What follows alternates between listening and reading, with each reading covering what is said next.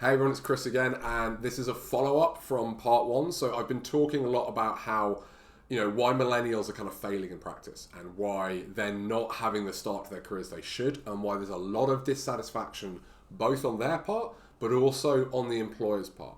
I just the other week I had a conversation with somebody. He was saying, yeah, the kids these days, the new graduates, they just don't have the work ethic. Like, I don't want to work with them. And I hear that a lot. And I've noticed it myself as well. Like we're quite fortunate. The associates we have at our clinic, they're a great team. But I've worked with people before who they don't seem to have that motivation. And you really want them to build and you want them to be successful. But the sense you get is sometimes one of entitlement. And I talked in the last video about things that new graduates want to be aware of, mainly patience, and that you can't get this overnight. And, what that often translates to is we do feel as employers this sense of entitlement. They want to come in and they want to be handed everything on a plate. They don't want to do the work. They're not patient. They're not prepared to put in the time. And they don't realise that, it took me 10, 20, 30 years to get to where I'm at now. You can't have that in a year. That's not possible. And I get that. However, we do need to think about what role are we playing. Because we can sit here and we can come up with all the reasons this has happened. Technology's playing a massive role. Like, it's fundamentally changed society and it's changing young people's brains. The whole idea of raising every kid to make sure they always had great self-esteem turns out to have backfired a lot because they don't know what to do when they fail. When they get out into the working world and realise, oh, I'm not going to be rewarded no matter what I do. Like, there's things there, but we can't change any of that. And laying it at the feet of the young people is pretty unfair. They got dealt a bad hand in a number of ways, and that's what we're seeing. The only thing that we can really control is the clinical environment, the work environment. What's it like to come and work for us? Because if you get that right, I can tell you, you can take a young person who's got a lot of potential and a lot of drive, and they do really want to do well. And you can mold them and help them grow and actually not only see them be successful quicker, but have them stick around. Because that's the worry we have is when we take on, especially new graduates, they need a lot of work. They need a lot of our time and investment to get them going. And then they bugger off and leave as soon as they're good. The thing is, if you really invest in this person, then they're much more likely to stick around longer. Because there's two things actually I think we do. The first mistake is that we focus on the numbers. And without meaning to, often they feel like they're a cog in a machine. And they're treated as a means to an end. You're here to see more patients, to hold on to them, to generate more income for the practice. And that's pretty soul-crushing for a new grad if they feel like they're being treated that way. They will not stick around. So, and it might not be something that you're necessarily trying to communicate, but you need to be aware. This is the big fear they have, that they're going to get into a job that's going to make them do things they don't want to do, that's not going to let them practice the way they want to practice. And they're worried about that.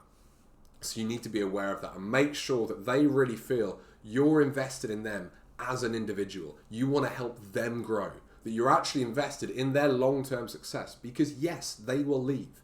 Everybody in your practice will leave. No one's sticking around forever. You're not sticking around forever. So they are going to go. But if they feel like they're in a job where somebody values them as a person, that is invested in their lifetime success, that person is going to stick around longer than somebody thinks who they're just there to earn you money. Unfortunately, the reality of it is they are not going to understand the position that we're in as business owners. They don't understand the financial realities. They don't understand that you've got to keep the lights on. They don't understand the overheads and the fact that you're not taking, 50, 60% of their income and putting that in your back pocket. But they're not going to understand that. Until they're in the position and they're running their own business, they won't really get it. So you need to be aware of that. And as much as it might feel tempting to sort of blame young people, oh, they just don't get it, that's going to get you nowhere. What you've got to do is invest in them as an individual. Show them that you want them to become the best chiropractor they can be, and you want to help them as much as you can. Because the complaint I hear from a lot of new grads is they're not given time. I hear from this through the PRT program, and people are messaging me privately all the time. They're promised all this coaching, and then they're not given it. And they're not given the time, that you're not actually investing in them. And I promise you, I know that you're hiring them because you're pushed for time, but even if you just give them an hour a week, like that's the bare minimum, say an hour a week, and say, this is whatever you need, I'm here for you on this hour, they will feel like you want them to succeed, rather than, I don't have time for you, just go back and see the patients. And by the way, you're not doing it wrong. By the way, here's all your stats and your KPIs, and you're getting that wrong. Don't get me wrong, I'm all for objective feedback. I go through KPIs with all my team. but they know that the reason I'm doing that is to help them succeed, not because their numbers need to be better because it affects our bottom line. So really making sure you're investing in them as a person. The other thing relating to the earlier video is just make sure that you're not accidentally reinforcing this impatience, because I see this in job ads a lot. I get it. It's tough finding associates right now. It is hard. There's more jobs out there than there are chiropractors to fill them. And out of desperation, I see a lot of ads out there that are giving this promise that you will be filled straight away. We have all the new patients for you. You'll develop a busy list and like all this kind of thing. You can promise them that, but we both know it's not going to happen like that. And just tempting them in, if you do that and you've given them the impression they're going to be busy straight away, they're going to be out flying and that's it, then when they're not, they will blame you and they will say you didn't fulfill on your promise. So make sure when you're hiring, tell them all the great things you're going to do to help them. Tell them, this is how many new patients we'll see a week. We'll give you this. We're going to do some marketing strategies to help build you up there. And I will give you my time, my coaching, whatever support it is that you give the associates, particularly the new graduates. Tell them all of that. But also you've got to make it clear to them that that's my responsibility. Your responsibility is to put in the work over time and actually get better at that. Because I tell anyone who interviews with us, I can throw all the new patients at you want. I could fill your diary every day with new patients. Your job is to actually communicate well enough that they come back. I can't take you from that to a diary that's full of treatments and you only need a couple of new patients a week to keep that going. So make sure they know that off the start, because otherwise if you're promising the earth, they'll blame you when they don't get it and they will leave. And you'll have put all this time and energy into getting someone started, and 6 to 12 months later, they'll be off. So in summary, I realize this sounds like a bit of a rant, but really, really, really focus on them. Make it clear to them that you're interested in their success long term. That I'd like to hear from our associates who've left and gone somewhere else and actually find out they're still doing well. That's great. Make sure they know that you care about them as a person, what's going on in their life, and they don't feel just treated like a number. Because even if you aren't doing that, they don't necessarily know it. It's their big fear that that's how they're going to be treated. And make sure you're giving them some time, some sort of investment beyond just, throwing new patients at them. Make sure that they actually feel that you're interested in them as a person long term, and don't promise them the earth. Don't make promises that you can't keep. Don't feed that sense of impatience that we all have now.